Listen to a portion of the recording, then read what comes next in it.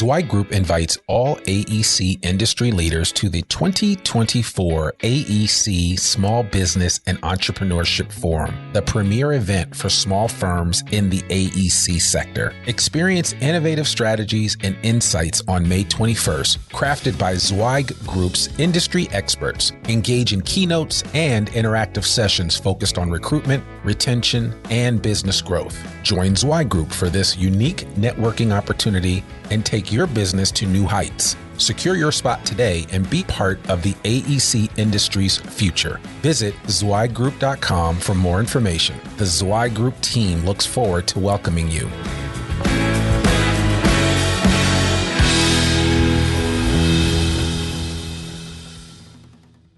Welcome to the Zweig Letter Podcast, putting architectural, engineering, planning, and environmental consulting guru Mark Zweig's straight talk in your ear.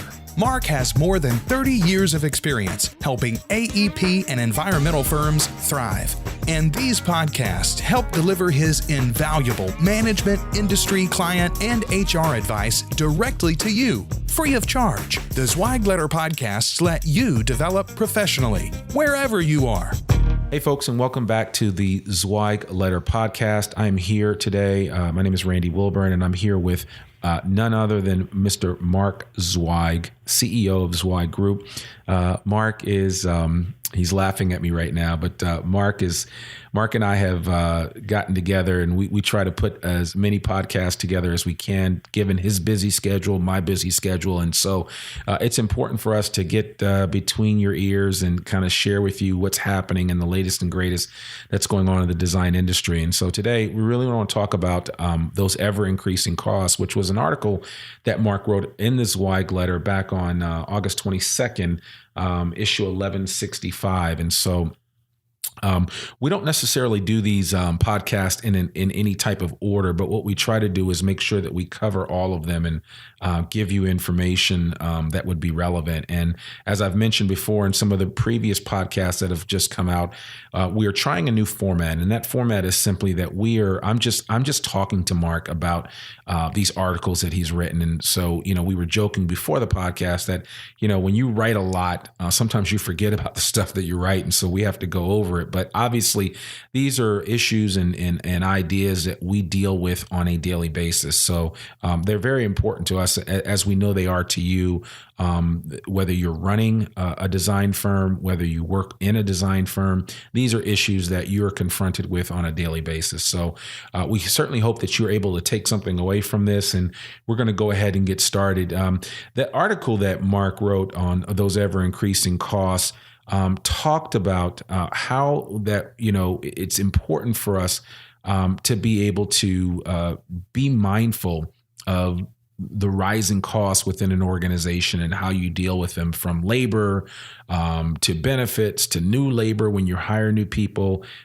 There are a lot of places where firms, especially AEC firms, allow their costs to get out of control. And so, Mark, I'd love to just get your general thoughts on this and maybe kind of walk us through some basic steps that firms out there can implement to make sure that not necessarily that they're out cutting costs, but that they're not letting costs get unwieldy or uncontrollable. Yeah, it really has to become part of your culture if you're going to keep your costs under control. There's just so many different aspects of it. Certainly the people that you have, while I like to use pay as one of the ways to get good people, I want to be the firm that's in the top paying category as opposed to the lower categories. I think a lot of it, though, depends on what level of people you're bringing on. I think many times we tend to overhire. We think we need people with 20 or 30 years of experience when somebody with 5 or 10 might do the trick quite well. Right. So therefore, we pay more than we have to, and we don't necessarily get anybody who's any better for the role that we need them to fill. At the same time, there are other issues associated with that. But I mean, so that's part of it, is just getting the right level of people. certainly the right quantity of them. I do think there are still some companies out there that just have too many support people. Yeah. I go into secretaries, call them whatever you want, administrative assistants, office staff that's not billable and exists to simply cater to the needs of the godlike principles. I don't really have a lot of interest in that, and I think it's a waste of money, and I think it creates morale problems. So I see this all the time. Just yesterday we were trying to call one of our clients, and we had an appointment set up that he had requested, and then we get the receptionist who in turn has to insist on getting his assistant, who will in turn get him. Instead of just connect us with the guy, he's the one that set up the damn appointment. I don't want to talk with the assistant. What does the assistant do? Well, she gets the birthday presents for the kids, and she arranges the travel, and she takes his car into the shop to get it fixed. Yeah. It's all bullshit, frankly. I'm sorry, but there's too much of that sort of coddling and then, which in turn raises costs. It's just one aspect of it. And you see it in other parts of the company as well, but particularly in just the sort of general administrative support ranks. Just, you can look at companies in other countries and top people in very large organizations don't have any assistance at all. Right.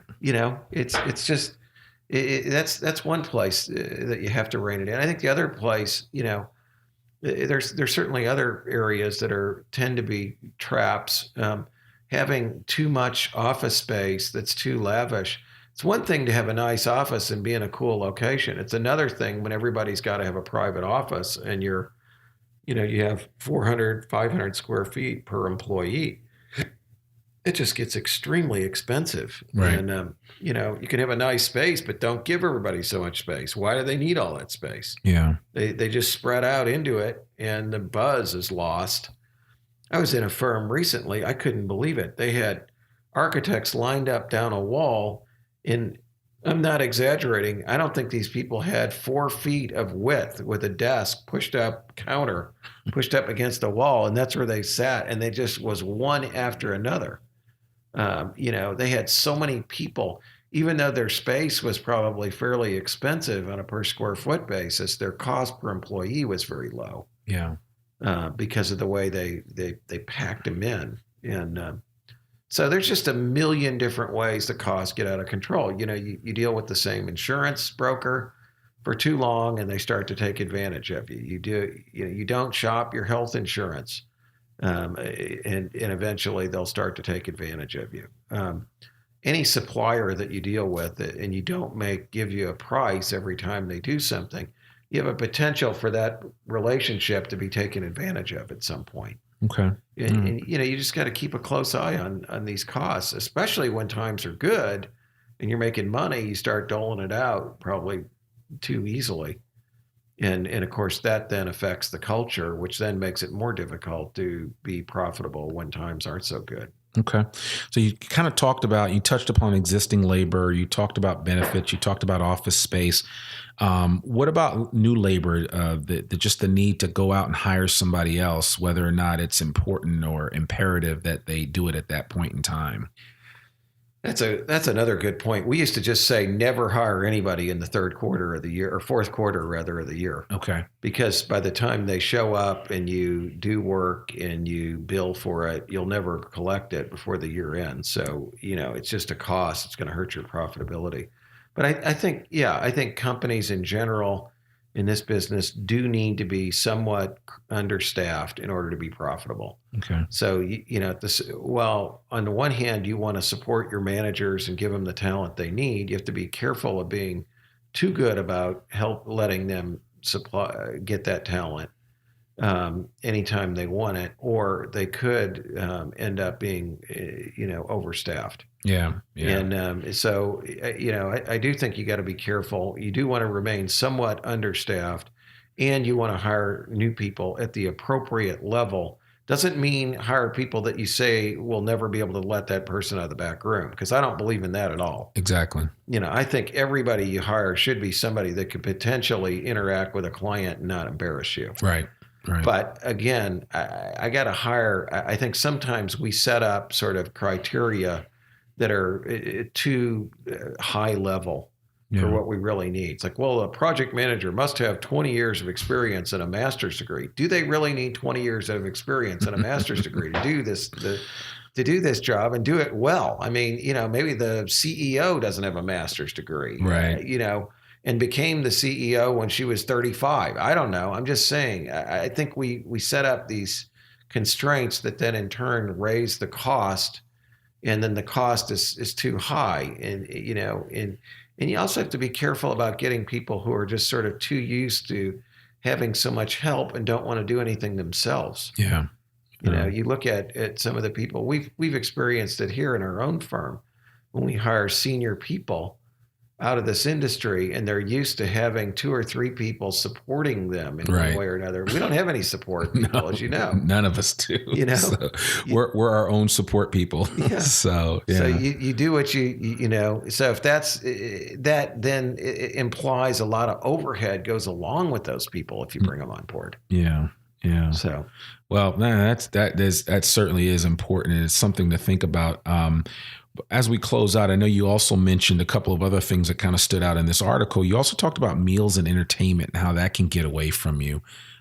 You want to just kind of talk to that a little bit, and how sometimes we can get into this culture of just taking everybody out for a meal, and it's everything's business related. And well, you said it. I mean, if they always have to get the good wine and they always have to have the oyster appetizer, I mean, after a while, it just, we could all go to Chili's and load up for $20 a piece and have a decent meal, or we can go to Luigi's and spend $150 a piece. Right. And if they see you doing that, the employees, then when they're not with you, they tend to overspend. Yeah. Again, it just becomes part of the culture. Yeah. It's like, are you living like that at home? No. Well, then why are you living like that out here on the road? I think you got to be careful about that, and because it just adds up. I've seen so many companies where you look at their travel and entertainment, and it's just like, holy cow, how did they ever get in that position? Yeah. Yeah. It starts at the top. It really does. You set the example. Yeah, absolutely. And I know lastly, you also mentioned nepotism, which kind of stood out to me. How do firms battle that, with that, there may be some entitlement issues involved with those individuals, and you may have some people that are nephews of the boss and not necessarily cutting it, but you're not going to let that person go. And that impacts a firm's bottom line. Oh, sure it does.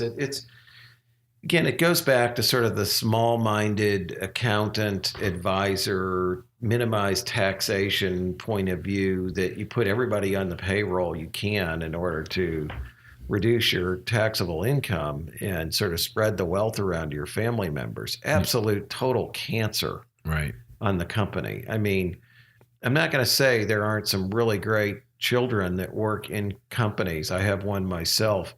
It's best if these people go work somewhere else first and prove themselves. And you don't have to hire them in at a high-level job. Move them around. Let them start low and work and prove themselves to other people so they realize they're not there just because you're the boss, if you want them to succeed. But no, loading up on the payroll with employees who are family members to reduce your taxable income and all, I think it's a terrible cancer. Yeah. No. Well, there you have it, folks. Mark Zweig gives his thoughts on ways that you can combat those ever increasing costs that we're facing here in the design industry. If that sounds like you, if he describes your firm in this podcast, there are certainly ways to effectively rein in those costs. And if we can ever help here at Zweig Group, feel free to reach out to us, and we can certainly talk to you about some best practices that we see out there. And more than anything else, of course, you can just read the Zweig letter, and we talk about those best practices on a regular basis. And so we certainly would encourage you to do that. Thanks so much for joining us today on this episode of the Zweig Letter Podcast. Mark will be back again next week with another great episode. We might have an interview, I'm not sure, but it'll be something that will be engaging and that will keep you informed. I want to remind you, we have a free gift for you. Please visit tzl.zweiggroup.com. And we've got 6 free issues of the Zweig letter for you, and we will send that to you in an electronic version. We'd love for you to check it out. In 2017, we've got a great new program coming out. We'll be announcing it soon, and we'll share it also on this podcast. If you really like this and this was helpful information, please share it with a friend, pass it on to your colleague. Also, if you could give us a rating on iTunes. We are on iTunes. We're on Stitcher, SoundCloud, you name it, Google Play. You can access this podcast just about anywhere. So thanks so much for listening in, and thanks also for spreading the word and sharing the good news from the Zweig Letter podcast. We hope you have a great day. And remember, we exist to make you more successful. Bye for now. Thanks for tuning in to this Zweig Letter podcast. We hope that you can apply Mark's no-holds-barred advice to your daily professional life. For a free 6-week subscription to the Zweig Letter, please visit freetzl.zweiggroup.com to gain more wisdom and inspiration, in addition to information about leadership, finance, HR, and marketing your firm. Subscribe today.